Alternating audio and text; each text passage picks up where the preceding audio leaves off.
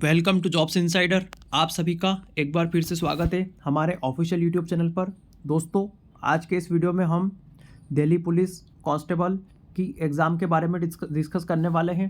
तो साथियों, अगर चैनल पर आप नए हैं तो चैनल को सब्सक्राइब कर लीजिएगा, साथ ही अपने दोस्तों के साथ शेयर अवश्य कीजिएगा। दोस्तों, जॉब्स इनसाइडर की टीम ने लगभग पिछले 5 से 7 दिनों तक पूरा एनालिसिस किया कि किस प्रकार से दिल्ली पुलिस कांस्टेबल का जो एग्ज़ाम का सिलेबस है वो डिसाइड किया गया है और किस तरह से यहाँ पर पिछले वर्ष में प्रश्न पूछे गए, और साथ ही हमने इस चीज़ पर भी काफ़ी एनालिसिस किया कि किस तरह से यहाँ पर प्रश्नों का ट्रेंड रह सकता है आदि। तो दोस्तों, इन चीज़ों को एनालिसिस करने के बाद हम दिल्ली पुलिस कांस्टेबल एग्ज़ाम की एक प्रभावी स्ट्रेटजी की वीडियो आपके सामने लेकर आए हैं, और मैं आपको इस बात का पूरा भरोसा दिलाता हूं कि आप इस स्ट्रेटजी को फॉलो करेंगे तो 100% मैं दावे के साथ कह सकता हूं कि आप यहां पर यह एग्ज़ाम क्वालिफाई कर लेंगे।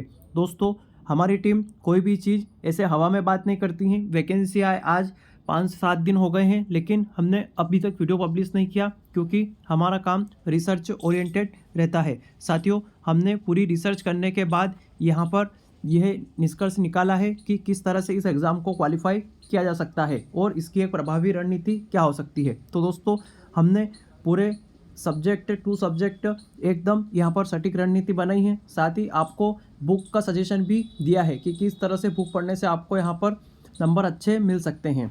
ठीक है दोस्तों, तो वीडियो को यहाँ पर स्टार्ट करते हैं। साथियों, यहाँ पर आपको 3 नाम दिखाई दे रहे होंगे। मैंने थंबनेल पर भी डाला है कि दिल्ली पुलिस में जाकर आप IPS बन सकते हैं। आपको ये बात ताज्जुब सी लग रही होगी कि कांस्टेबल की एग्ज़ाम से IPS की बात कैसे कर रहे हैं। दोस्तों, दिल्ली पुलिस एक ऐसी जगह है जॉब करने की, और एक ऐसा माहौल है जहां पर रहकर कई लोगों ने UPSC का एग्ज़ाम क्लियर किया है दिल्ली पुलिस की जॉब से, और वहां से सीधे IPS बने हैं। दोस्तों, 3 नाम आपको दिखाई दे रहे हैं। श्री फिरोज़ आलम जी, श्री राम भजन सहारे और विजय सिंह जी गुज्जर। इनके नाम काफ़ी पॉपुलर रहते हैं। दोस्तों, आपने कई यूट्यूब वीडियो में इनके नाम भी देखे होंगे।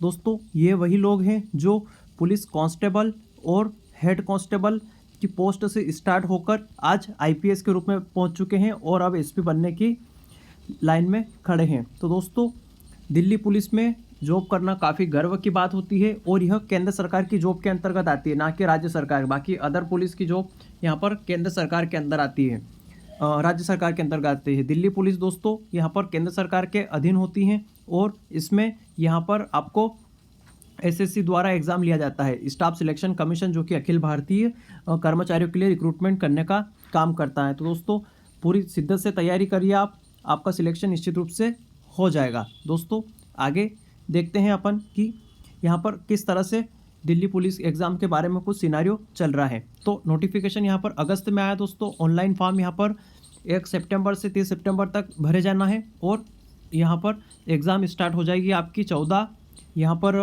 नवंबर से। तो ठीक है दोस्तों, यहाँ पर कुल 7500 प्लस पोस्ट है, जो कि काफ़ी अच्छी पोस्ट होती है। दोस्तों, इतने पदों पर वैकेंसी आती नहीं है। चुनावी वर्ष है, इसलिए सभी उपहार आपको मिल रहे हैं। दोस्तों, प्रिपरेशन के टाइम की बात करें तो लगभग 45 डे आपको टाइम मिल रहा है यहाँ पर, और एग्ज़ाम टाइम की बात करें तो 20 से 25 दिन में आपकी एग्ज़ाम ख़त्म हो जाएगी। यानी 20 से 25 दिन तक आपकी एग्ज़ाम चलने वाली है पूरे इंडिया लेवल पे। दोस्तों, यहाँ पर सिलेबस और नंबर के डिस्ट्रीब्यूशन की बात की जाए तो कुल यहाँ पर आपसे 100 प्रश्न पूछे जाना है, जिसमें 100 ही नंबर मिलना है आपको, और एग्ज़ाम टाइम यहाँ पर 90 मिनट रहेगा। यानी कि रेलवे रिक्रूटमेंट बोर्ड वाला जो पैटर्न है वही पैटर्न यहाँ पर फॉलो किया गया है टाइम शेड्यूल को लेकर। 100 प्रश्न, 100 नंबर और 90 मिनट का समय। दोस्तों, यहाँ पर न्यूमेरिकल एबिलिटी की बात की जाए, यानी मैथमेटिक्स की बात की जाए, तो मात्र 15 प्रश्न पूछे जाना है दोस्तों। सिर्फ 15 प्रश्न। मैं जोर देकर सिर्फ 15 इसलिए बोल रहा हूँ क्योंकि इस पर ज़्यादा समय आपको ख़राब करने की आवश्यकता नहीं है। रीजनिंग की बात की जाए दोस्तों, तो अच्छा खासा वेटेज है। यहाँ पर 25 प्रश्न पूछे जाना है। वहीं एक सब्जेक्ट विशेष यहाँ पर कंप्यूटर फंडामेंटल जोड़ा गया है, जिसके 10 प्रश्न यहाँ पर आना है। वहीं सबसे ज़्यादा प्रश्न यहाँ पर सामान्य ज्ञान और करंट अफेयर के आना है, लगभग 50 प्रश्न। यहाँ पर कुमार गौरव सर की क्लास का महत्व आपको बढ़ता हुआ प्रतीत हो रहा होगा। तो दोस्तों, यहाँ पर 50 प्रश्न GK से आने वाले हैं। अब कुछ चीज़ें, इन बातों का आप ध्यान रखिए ताकि आपको सिलेक्शन में बहुत आसानी रहे। ठीक है दोस्तों, सभी सब्जेक्टों को रोजाना हमें समय देना है, साथ ही ज़्यादा मॉक टेस्ट के जाल में नहीं उलझना है। क्योंकि दोस्तों यहाँ पर इस तरह का पैटर्न नहीं है एग्जाम का कि आपको ज़्यादा प्रैक्टिस की आवश्यकता है, बल्कि इस तरह का पैटर्न है कि आपको ज़्यादा रटने की आवश्यकता है। अनावश्यक किताबों के भंडार में न भरें, क्योंकि इससे आपको और समस्या ज़्यादा हो सकती है, क्योंकि जीके अपरंपार है दोस्तों, और इसे आप टाइमली पूरा नहीं कर पाएंगे जैसा कि यहाँ पर एग्जाम में टाइम दिया है। अब कोई भी नया कोर्स लेने से बचे, इसकी जगह किसी टॉपिक में समस्या है तो आप सीधे यूट्यूब से तैयार कर सकते हैं। अभी आपको कोई नया कोर्स लेने की आवश्यकता नहीं है और ना ही जीके पढ़ने के लिए किसी शिक्षक की आवश्यकता है, बल्कि आप खुद ही सीधे बुक से पढ़ सकते हैं। यूट्यूब पर ज्ञान देने वाले बाबाओं से थोड़ा बचने की कोशिश करें दोस्तों। फालतू की मैराथन क्लास और एमसीक्यू सेशन वाली क्लास से समय बर्बाद न करें, बल्कि किताबों से पढ़ें और अच्छे से तैयारी करें। आप खुद समझदार हैं, इन चीज़ों के भरोसे कभी भी किसी का सिलेक्शन नहीं हुआ है दोस्तों। यहाँ पर कड़ी प्रतिस्पर्धा देखने को मिलती है हमें किसी भी शासकीय नौकरी को प्राप्त करने के लिए। तो ये आपको बता दें कि मैं रात भर में पूरा ये इतिहास पढ़ा दूंगा, पूरा भूगोल पढ़ा दूंगा, या फिर एक क्लास में से फंस जाएंगे सारे क्वेश्चन, तो ऐसा कुछ भी नहीं होने वाला है, ऐसा कोई चमत्कार नहीं होने वाला है। इससे आप सिर्फ अपना समय व्यर्थ कर रहे हैं और कुछ भी नहीं। तो इन चीज़ों से थोड़ा बचने का प्रयास करें दोस्तों। अगर बात करें हम कंप्यूटर सब्जेक्ट की स्ट्रेटजी के बारे में, तो यहाँ पर जो कंप्यूटर है हमारा, प्रश्नों की संख्या सिलेबस में 10 निर्धारित की गई है, यानी कुल 10 प्रश्न पूछे जाना है कंप्यूटर से, जिसमें सामान्य से ही प्रश्न पूछे जाते हैं, ज़्यादा उलझन में न पड़े। जैसे कि जावा स्क्रिप्ट या कोई हाई लेवल लैंग्वेज जैसे C++ है और सी है, यहाँ पर पाइथन है, इनसे रिलेटेड प्रश्न आपसे नहीं पूछे जाएंगे, इनके चक्कर में ज़्यादा न पड़े दोस्तों। यहाँ पर कंप्यूटर के मूल फंडामेंटल जो सिद्धांत है उनको अच्छे से पढ़कर जाए, यहीं से ज़्यादा प्रश्न पूछे जाएंगे। जैसे इनपुट आउटपुट डिवाइस, यहाँ पर आपको दे दिए जाएंगे 4 इनपुट डिवाइस के नाम दे दिए जाएंगे दोस्तों। मैं कीबोर्ड माउस की बात नहीं कर रहा हूँ, कुछ जटिल चीज़ें भी होती है, जैसे लाइट पेन है, जॉयस्टिक है, ऐसे करके आपको 4 ऑप्शन दे दिए जाएंगे और फिर उनमें से पूछा जाएगा कि इनमें से कौन सी इनपुट डिवाइस नहीं है। ठीक है दोस्तों, इस तरह से प्रश्न MPPCS के एग्जाम में काफ़ी पॉपुलर हैं और स्टेट सिविल सर्विस एग्जाम्स में इस तरह के प्रश्न पूछे जाते हैं, तो दिल्ली पुलिस में तो डेफिनेटली पूछे ही जा सकते हैं। तो इस तरह से इन जो बेसिक चीज़ें हैं इनको कंठस्थ करके जाए, आप इन्हें ना छोड़ें। वेब ब्राउज़र और इंटरनेट को विशेष रूप से तैयार करके जाए दोस्तों, क्योंकि सिलेबस में स्पेशल मेंशन है वेब ब्राउज़र और इंटरनेट। जैसे कि यहाँ पर आपसे पूछा जाएगा कि मोज़िला फायरफॉक्स क्या है, सफारी क्या है, डक डक गो, जो कि एक बार MPPSC में पूछा गया था, डक डक गो क्या है, एक जानवर है या कोई सर्च इंजन है या कोई ब्राउज़र है, इस तरह से यहाँ पर पूछा जाता है। तो इन चीज़ों को डीप में तैयार करके जाए दोस्तों। रट्टा मारने वाला विषय है, ज़्यादा से ज़्यादा MCQ को हल करने का प्रयास करें। MCQ कहाँ से हल करना है दोस्तों, इन चीज़ें भी हम आगे बताएंगे। आपको सिर्फ एक बुक के सहारे ही यह चीज़ें कंप्लीट हो जाएगी, इसलिए इसको ज़्यादा लोड लेने की आवश्यकता नहीं है। परीक्षा मंथन की कंप्यूटर की जो सामान्य ज्ञान की बुक आती है कंप्यूटर की, वही बुक पर्याप्त है इस एग्ज़ाम के लिए, इसके अलावा और कुछ पढ़ने की आवश्यकता नहीं है।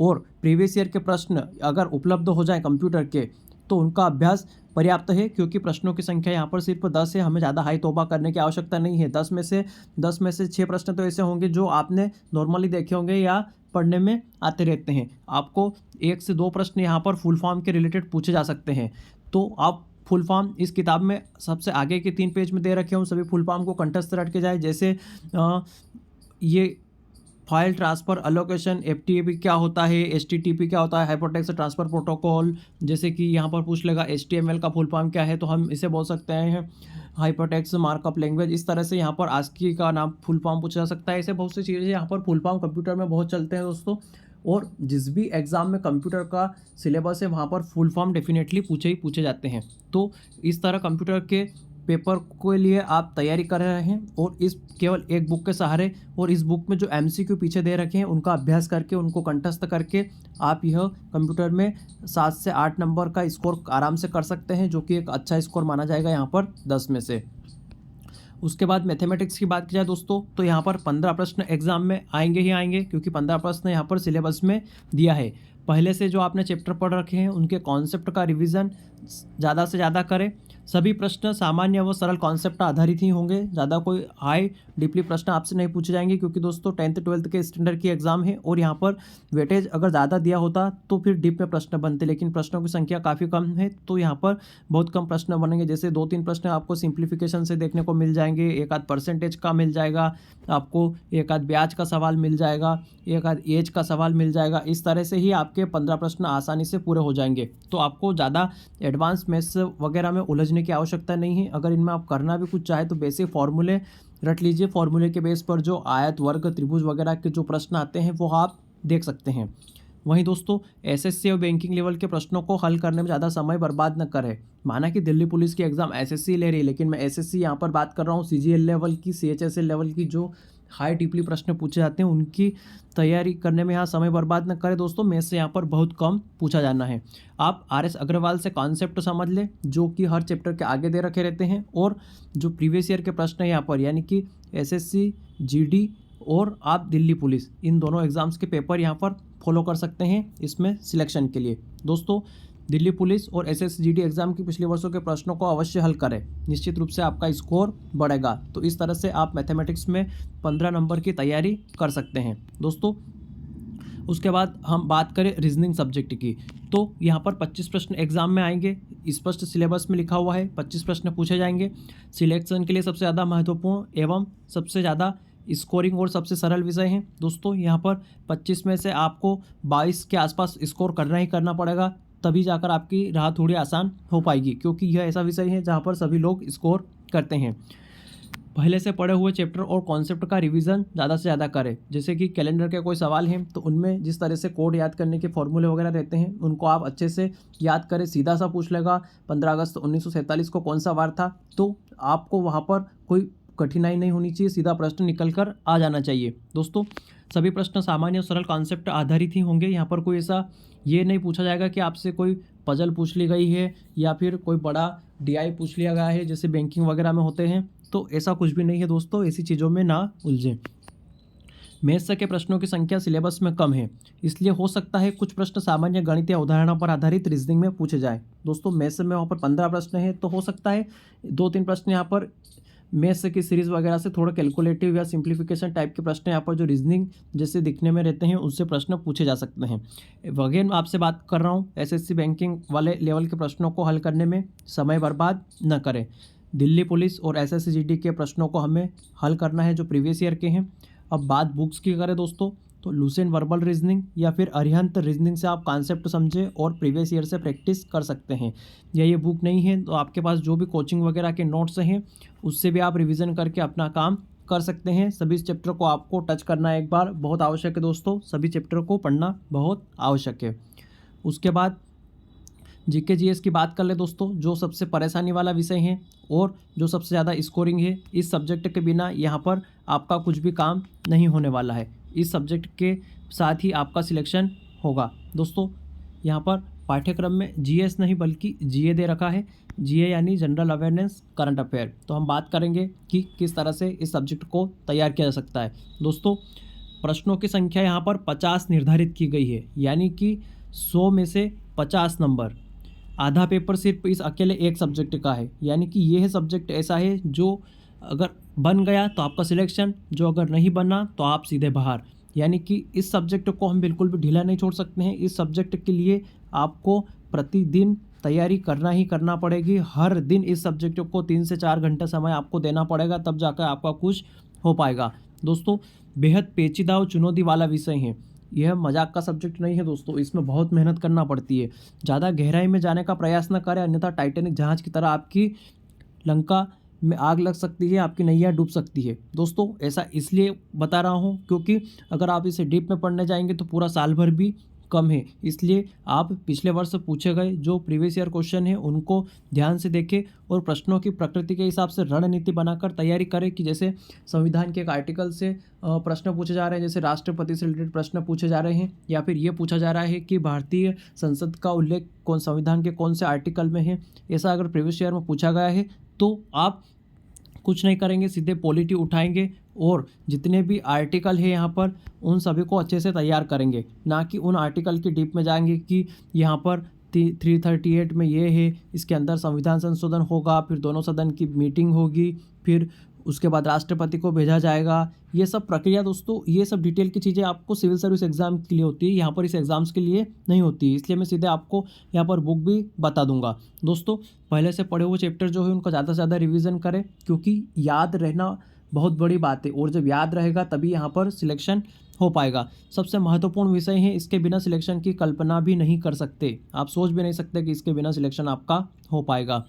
एक व्यवस्थित रणनीति बनाकर विषयवार तैयारी करें। हर रोज इस विषय को समय देना आवश्यक है। एक भी दिन आपको ऐसा नहीं जाना चाहिए कि जिस दिन आपने सामान्य ज्ञान का कोई भी बुक या विषय नहीं पढ़ा हो। आपको डेली इसकी तैयारी करना है जब तक कि आपका एग्ज़ाम न हो जाए। कुछ प्रश्न उलझाने वाले ऐसे भी होंगे जो आपने जीवन में कभी नहीं देखे होंगे। दोस्तों, औरंगजेब के जो दाएं पैर के जूते का साइज है वो भी पूछा जा सकता है आपसे जीके के क्वेश्चन में।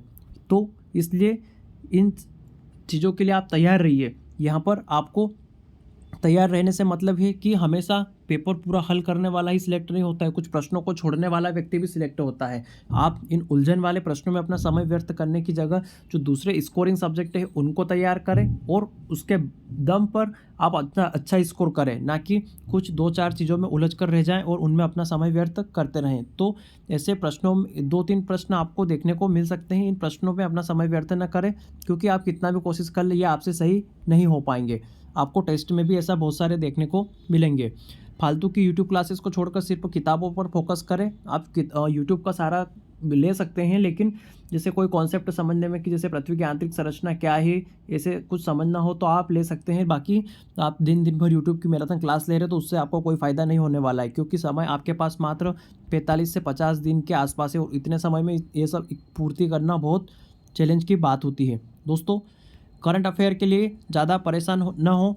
रेलवे स्पीडी का वार्षिक अंक ले लें आप और उसके आगे के 50 पेज को कम से कम 4 से 5 बार पढ़ लें। दोस्तों, यहाँ पर करंट अफेयर के 10 के आसपास प्रश्न आपको देखने को मिल सकते हैं, क्योंकि करंट अफेयर और जीके यहाँ पर सिलेबस में लिखा है। दोनों का रेशो तो बराबर नहीं हो सकता दोस्तों, लेकिन आपको 10 प्रश्न यहाँ पर करंट अफेयर के देखने को मिल सकते हैं। इसलिए आपको यहाँ पर पूरी शिद्दत से और अच्छे से तैयारी करने की आवश्यकता है। करंट अफेयर मैं आपसे बार बार कह रहा हूँ दोस्तों, यह बुक करंट अफेयर के लिए रामबाण बुक है, वनडे एग्जाम्स के लिए। इसमें आप आगे के 50 पेज को कंठस्थ याद कर लीजिए। आप 5-5 पेज हर रोज़ पढ़िए दोस्तों, तो 10 दिन में आपके 50 पेज पूरे हो जाएंगे, फिर अगले 10 दिन में फिर पूरे हो जाएंगे। इस तरह से 4 से 5 बार आप इस किताब को आसानी से दोहरा लेंगे। और इस किताब की एक एक लाइन दोस्तों महत्वपूर्ण है। हर पंक्ति से प्रश्न पूछे जाने की संभावना बनती है। तो आप ज़्यादा भागदौड़ न करें और आप केवल इस बुक को ही पढ़ लें। आपके 7 से 8 प्रश्न यहाँ से बन जाएंगे अगर 10 प्रश्न पूछे जा रहे हैं एग्जाम में तो। ठीक है दोस्तों, पीएससी लेवल के प्रश्नों को हल करने में समय बर्बाद न करें। घटना चक्र के मोटे मोटे सेट न लगाएं, उससे कोई फ़ायदा आपको नहीं होने वाला है। अगर बुक्स की बात किया दोस्तों, तो ल्यूसेंट सामान्य ज्ञान और कोई भी ऑब्जेक्टिव की एक बुक यहाँ पर अवश्य लगाएं। अब ल्यूसेंट सामान्य ज्ञान को भी विधिवत तरीके से पढ़ना है दोस्तों, ना कि पूरी की पूरी पढ़ने बैठ जाना है। ये कला आप में होनी चाहिए अगर आप प्रतियोगी परीक्षा की तैयारी कर रहे हैं। ल्यूसेंट की बात कैसे की जा सकती है दोस्तों, जैसे कि इतिहास में आपको बहुत सारी चीज़ें डीप में दे रखी है, लेकिन उनको इतना डीप में ना पढ़ना है, बल्कि ल्यूसेंट में आपने एक बात देखी होगी दोस्तों। ल्यूसेंट की पुस्तक में यहाँ पर आपको टेबलें बनी हुई दिखाई देती है हर चैप्टर के पीछे। तो आप इन टेबलों को देखिएगा गौर से। जो भी चैप्टर आपने आगे दे रखा है उस चैप्टर का पूरा निचोड़ इन टेबलों में दे रखा है। और आप किसी भी एग्जाम्स के क्वेश्चन को उठा के देख लीजिए, ये जो ल्यूसेंट में जो चैप्टर के पीछे टेबल दे रखी है, यहाँ ही से आपको प्रश्न बनते हुए दिखाई देंगे। दोस्तों, हर चैप्टर के पीछे जो टेबल दे रखी है उनको कंठस्थ कर लीजिए आप। यहाँ से आपको डेफिनेटली प्रश्न देखने को मिलेंगे ही मिलेंगे। ये एक नहीं, हर कॉम्पिटिटिव एग्ज़ाम के लिए मैं आपको राज की बात बता रहा हूँ दोस्तों। और कोई भी एक ऑब्जेक्टिव की बुक आप यहाँ पर रेफ़र कर सकते हैं। ये मैं आपको कोई भी प्रतिबंध नहीं बता रहा हूँ कि कोई सी ये बाउंडेशन ज़रूरी है, ये ज़रूरी है। आप कोई सी भी बुक अपनी स्वेच्छा से ले सकते हैं। पिछले वर्षों के प्रश्नों को आपको यहाँ पर रटना नहीं है, बल्कि सिर्फ अंदाज़ा लगा सकते हैं। इन्हें रटने और पढ़ने से कोई खास फ़ायदा नहीं होने वाला, क्योंकि यहाँ पर प्रकृति चेंज होती रहती है। जीके की कोई लिमिट नहीं है। सिर्फ एक अंदाज़ा लगा सकते हैं कि हाँ, आर्टिकल से प्रश्न पूछे गए थे तो आर्टिकल यहाँ पर पढ़ना है। भूगोल में यहाँ पर पहाड़ और नदियों से प्रश्न पूछे गए थे तो इस बार सारे पहाड़ और नदियाँ आपको तैयार करके जाना है। दोस्तों, सबसे ज़्यादा फोकस आपको भूगोल, इतिहास, पॉलिटी और विविध विषय पर करना है। विविध से 2 से 3 प्रश्न पूछे ही जाना है दोस्तों। विविध मतलब ऊंचा, लंबा, चौड़ा, विश्व में प्रथम, ये इन सब चीज़ों से प्रश्न पूछे जाते हैं। ल्यूसेंट की पुस्तक में आपको 15 से 17 पेज में पीछे देखने को मिल जाएगा। आप सिर्फ 2 पेज को प्रतिदिन कंठस्थ करिए। आप यहाँ पर 7 से 8 दिन में सारा विविध ख़त्म कर लेंगे और फिर अगले 7 से 8 दिन में फिर रिवाइज कर लेंगे, फिर अगले 7 से 8 दिन में फिर रिवाइज कर लेंगे।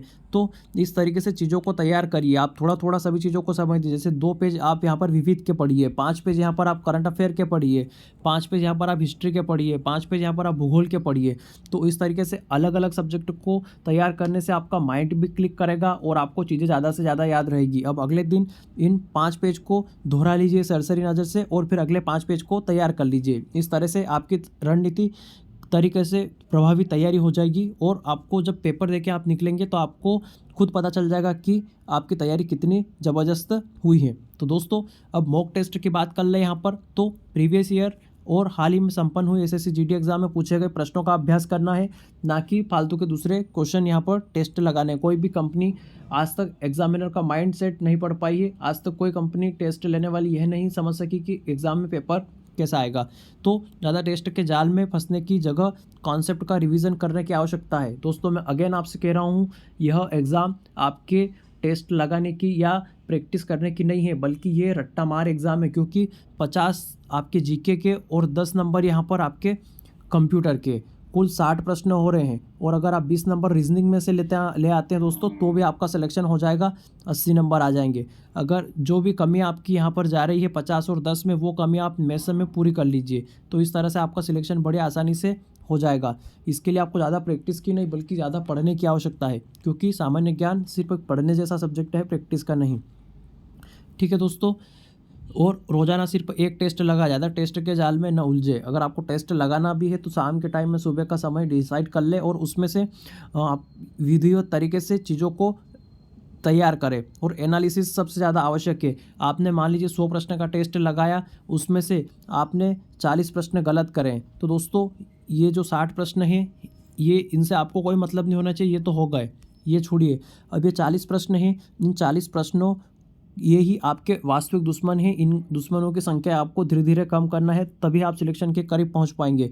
अब यहाँ पर आपको एनालिसिस करना है कि आखिर आपने क्या गलती की, और धीरे धीरे इन 40 को आप 35 तक लाएं, 30 तक लाएं, 28 तक लाएं, 25 तक लाएं, 20 तक लाएं। ऐसे धीरे धीरे धीरे टेस्ट लगाते जाएँ और पढ़ते जाएँ और उन प्रश्नों को जो गलत अटेम्प्ट हो रहे हैं उनको कम करते जाए। यही एक सिलेक्शन की प्रभावी रणनीति हो सकती है। तो दोस्तों वीडियो काफ़ी लंबा हो चुका है, लेकिन यह रणनीति काफ़ी प्रभावी है दोस्तों, और काफ़ी रिसर्च के बाद हमने तैयार की है। आप अगर इस चीज़ों को फॉलो करेंगे तो डेफिनेटली आपका सिलेक्शन हो जाएगा। तो आप निश्चित रूप से तैयारी करते रहे। तो साथियों वीडियो में यहाँ तक बने रहने के लिए आप सभी का धन्यवाद। अगर आप और भी कोई चीज़ें अपडेट चाहते हैं या दिल्ली पुलिस एग्ज़ाम से संबंधित और भी कोई बातें या कोई प्रश्न आपके मन में है, तो आप कमेंट बॉक्स में हमसे पूछ सकते हैं। हमारी टीम सदैव आपके जवाबों को, आपके प्रश्नों का जवाब देने के लिए सदैव तैयार है। ठीक है दोस्तों, वीडियो को देखने के लिए आप सभी का एक बार फिर से धन्यवाद।